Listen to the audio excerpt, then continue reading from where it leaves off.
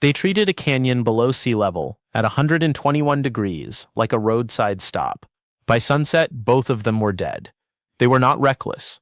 That is the part that should stay with you. They were not thrill seekers, not underprepared kids, not people chasing a stunt. They were a careful, organized married couple on a road trip, the kind who booked their hotels weeks in advance and kept snacks in the car, and never once in 14 years of marriage did anything anyone would call dangerous. They were warned by a park volunteer at the visitor center. They were warned by a retired nurse and her husband coming out of the canyon. They were warned by a solo hiker who told them plainly to turn around. They were warned by an emergency room physician who stopped in the trail to tell them to go down. They were warned by a father who walked away from his own family to beg them to move. 6 people, at least 6, told them to stop. They thanked every one of them and kept walking because they were from Arizona, and they believed they understood dry heat. The desert does not have to chase you. It simply waits for your math to be wrong. This is one of those stories. Welcome back to Doomed Departures. What you are about to hear is a composite dramatization. The people are invented, assembled from the real and repeated pattern of how this particular kind of death happens in this particular place. No real person is named. The couple here are called Daniel and Alison. The heat is real. The canyon is real. The sequence, the warnings, and the physiology are drawn from how this actually unfolds again and again every summer. It was the last week of June, in the middle of a record heat wave, and Death Valley National Park was already under an excessive heat warning when they woke up that morning. Golden Canyon begins about 160 feet below sea level. The out and back to the formation called Red Cathedral is roughly 3 miles, with a little over 600 feet of climbing, and almost all of it is exposed. No canopy, no reliable shade, just rock and light, and the wash throwing the heat back up at you from below. By 10 in the morning, the light in that canyon already looked hard. That is the only way to describe it. The rock did not just sit in the sun, it radiated. The walls held the heat and gave it back, and the pale floor of the wash bounced it upward, so a person walking through it was cooked from 3 directions at once. Daniel was 43, Alison was 41. They lived together in the suburbs east of Phoenix, and they had been married 14 years. The people who knew them described them the same way over and over: organized, practical. The couple who planned the trip on a spreadsheet. They were not wilderness people in any serious sense, and it is important not to pretend otherwise. They were tourists on a Southwest road trip. Las Vegas to Death Valley, then west toward the coast the next day. The park was one stop among several. A few overlooks, a few photos, dinner back near the lodge. Golden Canyon was meant to be a pleasant 90 minutes, not the last thing either of them ever did. The morning began in air conditioning. They left their hotel a little after 7, Daniel driving a rented white SUV, Alison in the passenger seat with a paper park map folded across her knees. They stopped for gas around 8:30 and bought 2 sports drinks, a bag of trail mix, sunscreen, and a single-gallon jug of water. That was the first small mistake, and it did not look like a mistake at all. Not no water, just not enough. 1 gallon sounds like plenty in an ordinary place. In Death Valley, at the end of June, for 2 adults leaving the car in the middle of the day, 1 gallon between them was an optimistic number, the kind of number you choose when you have decided, without quite realizing it, that nothing serious is going to happen. They stopped at the salt flats first. A photo taken there showed both of them smiling, squinting into the glare. Daniel wore trail runners and a dark shirt. Alison wore leggings, a pale tank top, and open-toed hiking sandals. The sandals matter later. A little after 10, they reached the visitor center. The temperature posted outside read 113 degrees. That was not the day's high. That was the cool part of what was coming. A volunteer at the front desk spoke with them, a retired man who had spent 3 summers helping in that park. He would later say Daniel asked him whether Golden Canyon was, in his words, just a warm desert walk. The volunteer answered plainly. He told them that hiking after 10 in the morning was strongly discouraged. He pointed at the warning board. He suggested the scenic drive instead, something they could do from the car. Alison asked how long the canyon took. He told her 90 minutes to 2 hours for most people, longer in heat, and he added that no exposed hike was a good idea that afternoon. He remembered Daniel smiling, nodding, and then saying the thing that shows up in these stories over and over. They were from Arizona. That line, or some version of it, appears again and again in desert deaths. Sometimes it is Nevada or inland California or West Texas. The place changes. The logic does not. Dry heat becomes something familiar, something a person believes they already understand, and familiarity quietly turns into permission.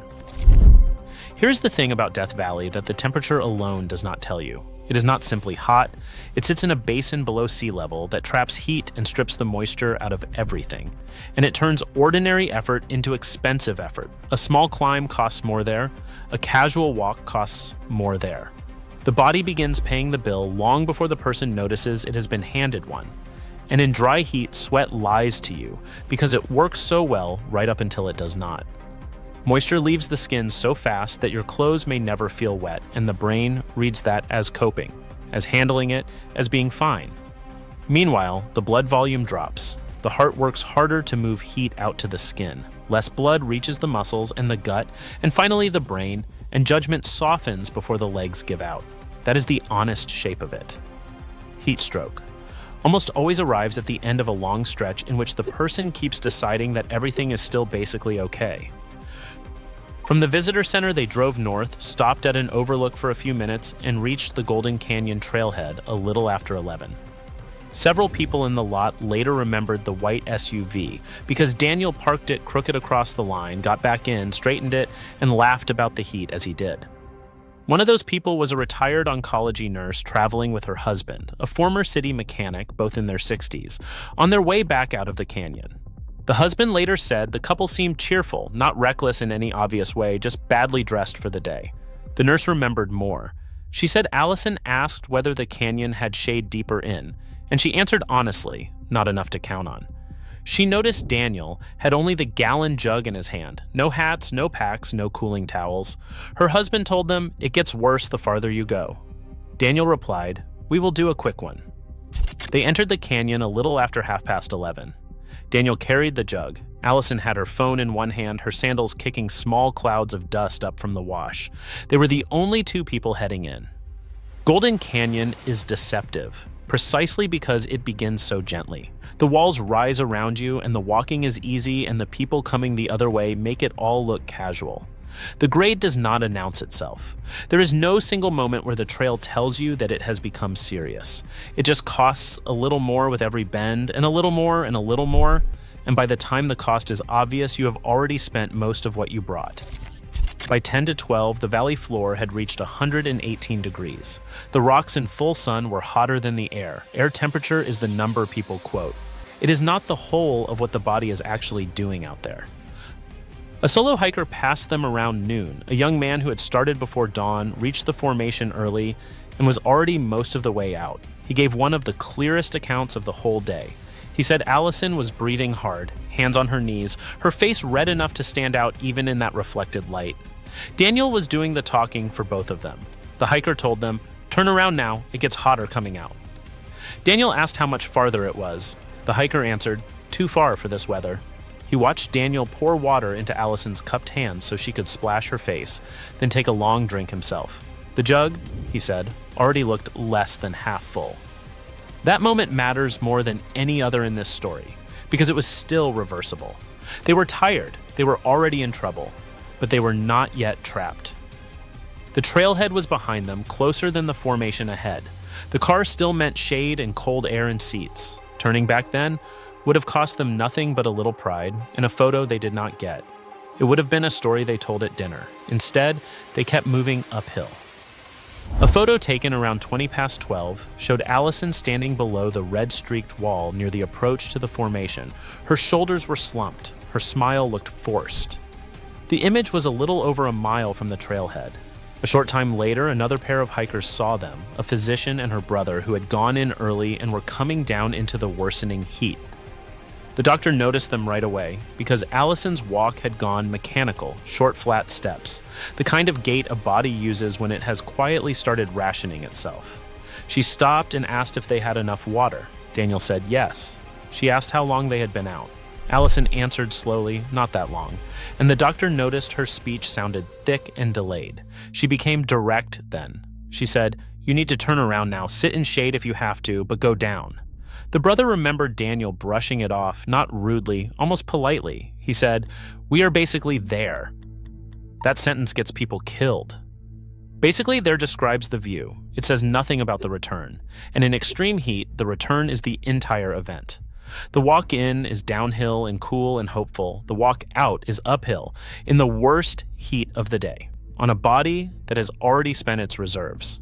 Every step down into that canyon was a step they were going to have to buy back later uphill, with a body that had less to spend by the minute. By 1:45, the official reading in the valley hit 121 degrees. Somewhere just after that, they reached the last safe moment, disguised as it always is as the best part of the day. The formation is genuinely striking. The rock glows in layers of red and rust, and the walls feel close enough to touch. And after a long grind up the wash, finally arriving, there can feel like proof that the whole decision was fine all along. It is not proof. It is the summit of the trap, the highest point of the mistake. And it always feels like an achievement. A photo taken there, tilted and blurred with a thumb across part of the frame, was the last picture on either of their phones. A family met them at the formation, a couple with 2 teenage daughters who had already decided to rest in the narrow strip of shade below the wall for 10 minutes before starting out, because the heat by then, the father said, felt mean. Daniel asked him whether there was a loop that avoided going back through the wash. The father told him no, there was no shortcut.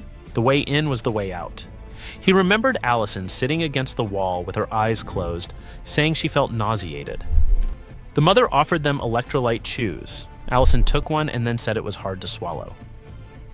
That is another cruel feature of severe heat illness. People imagine thirst as the loudest signal, and sometimes it is, but sometimes nausea takes over first, and the person stops wanting the very thing that would help them. The body turns away from its own rescue. The father walked over closer and asked Daniel directly if he wanted help getting Alison back down. Daniel said, "She just needs 5 minutes." The father answered, 5 minutes here is bad." He said it firmly enough that his wife remembered the exact words for a long time afterward.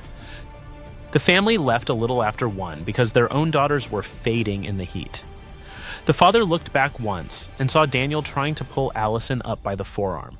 She stood, swayed, and sat back down. Around then, 2 separate hikers lower in the canyon reported hearing raised voices from higher up. Neither could make out the words. One described a man who sounded frustrated. The other heard someone say, "Come on." By 20 past 1, the descent had finally started, and that should have been the easy half. Gravity was helping now. The trail was known, the car was downhill and getting closer with every step. But this is where witnesses began to see the specific kind of unraveling that heat produces once the brain itself has started to overheat inside the skull. The solo hiker from earlier had reached his car, sat with the air conditioning running, and then found that he could not comfortably drive away without telling someone about the couple. He found a seasonal ranger in the parking area and told her there were 2 people still up canyon with almost no water left. She radioed it in, but nothing was launched yet, because at that point there was only concern, not a report of anyone down. In summer, concern arrives at that trailhead by the dozen. Rangers are constantly sorting the worried from the emergencies, and almost everyone walks out. Then the physician and her brother reached the lot and repeated the warning independently, and the doctor said that Alison had shown what looked like early heat illness above the forks. That changed the shape of it. The ranger radioed again, more urgently this time, and started up the trail herself, carrying extra water, ice, and a medical bag. A second ranger began moving toward the trailhead with a vehicle. She reached Daniel about 3/4 of a mile up. He was alone, or seemed to be, at first. His shirt was soaked through. His hands were trembling.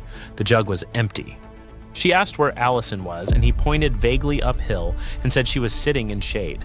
She asked how long. He said 10 minutes, maybe 15. The witness timeline said it had been much longer than that. He was still answering questions, but the answers had started to drift. He could give Alison's first name, but not her birthday. He knew the car was in the lot, but could not say where he had left her, only around the bend.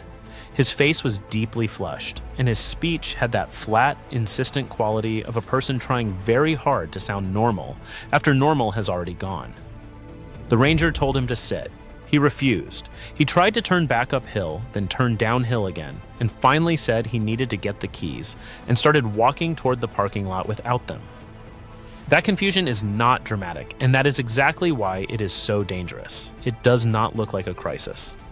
It looks like a tired man making a series of small wrong choices with complete conviction. The people who love him assume he is just worn out. He is not just worn out. His judgment is already gone. The second ranger reached him with more water and a cooling tarp, and the two of them got him sitting against the wall in shade and pushed uphill to find Alison.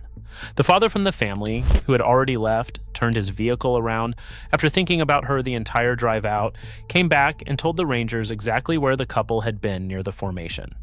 That narrowed the search immediately. They found Alison a little after 2, seated on the ground in a shallow wedge of shade that had shifted almost entirely off her body while she sat in it. The sun does that. It moves, and the shade a person chose an hour ago is gone, and a body too far into heat illness does not think to move with it.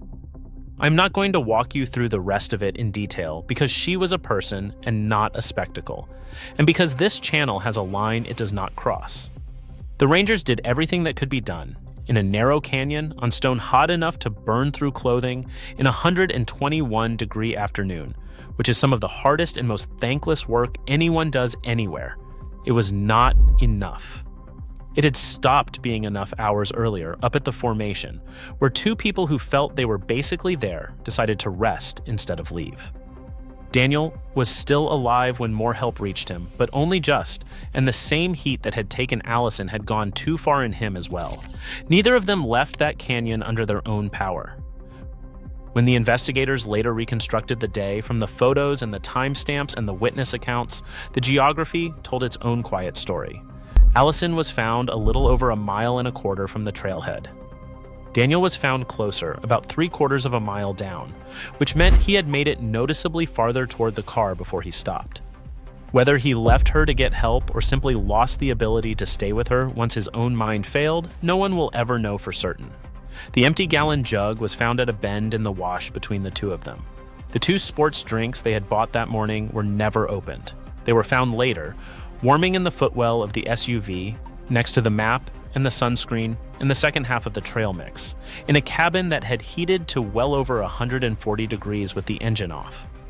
Daniel's phone had tried to make an emergency call earlier that afternoon and had not connected because the signal in that canyon comes and goes. There was a text on it that was written and never sent. It said only, "Need help, golden can."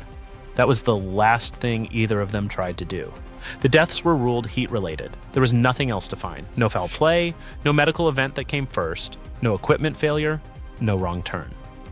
The trail was straightforward. The warnings were posted and given out loud by person after person. They simply kept going, and the desert did the only thing the desert does to people who keep going in that heat, which is nothing dramatic at all. It let them keep spending until the account was empty, and then it presented the bill and there was nothing left to pay it with.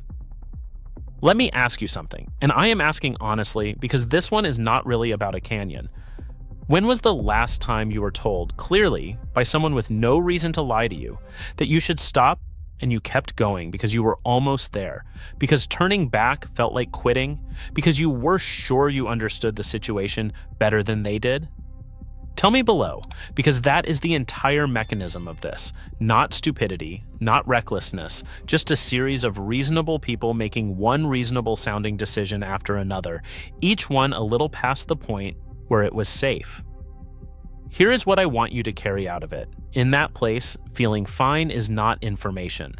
The heat switches off your alarms one by one, the sweat, the thirst, the judgment, so that a person can walk deeper and deeper into danger, feeling calm and capable the entire way. And the point of no return does not look like a cliff or a warning sign.